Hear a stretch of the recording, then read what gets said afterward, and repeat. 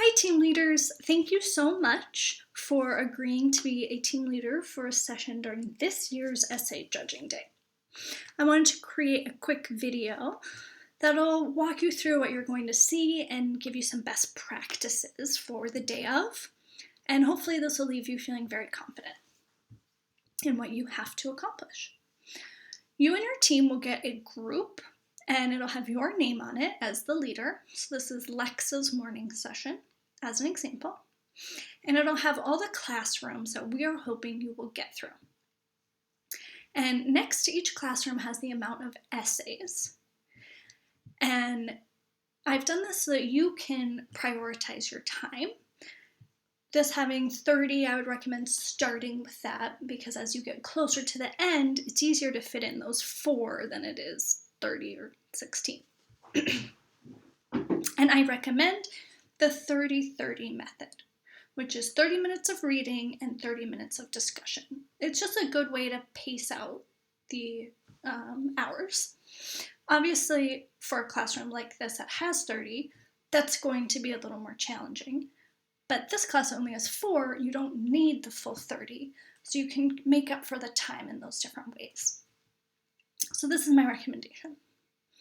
Now, as for what they're going to look like, some classrooms have multiple teachers, so you'll find a folder within a folder, very normal. That just helps keep you organized. Some don't have multiple teachers, like this one, and it'll open you right up into the essays. This is when you will tell the group, go ahead, you have 30 minutes to read these. Once you have finished reading, check in with them because you want to make sure everybody's staying on task. I also recommend having the group mute themselves once you start reading because there's nothing worse than background noise distracting the group. Now, I'd also recommend telling them as they read on their notebook, write the name and then write yes or no.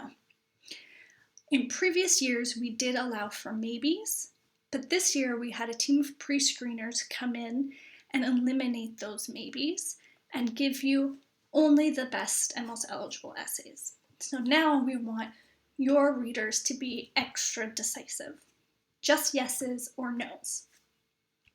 And you then, during the discussion, the first thing you'll do is take a tally. You'll get a tally of all the yeses and the nos. And the top 5 that have the most yeses, those are then brought for debate, for discussion as to who will be the winner and who will be the runner-up. Because you still want to give people a chance to advocate for the essay that they would most like to see published. Once that conversation is over, you will come in here and you'll just write Beverly Hills Academy, Elisa, Sarah Coyle, and then whoever your runner-up is. And then make sure to share it with me because this is how I'm going to receive the winning essays from you guys. So add in my name, Liz at maxcurtis.org. And very important, make sure that this get link says anyone on the internet with this link can view. If it says restricted, click change and then done, and it'll send it over to me. And then you're done with that part. And then you will go and you will move on to the next.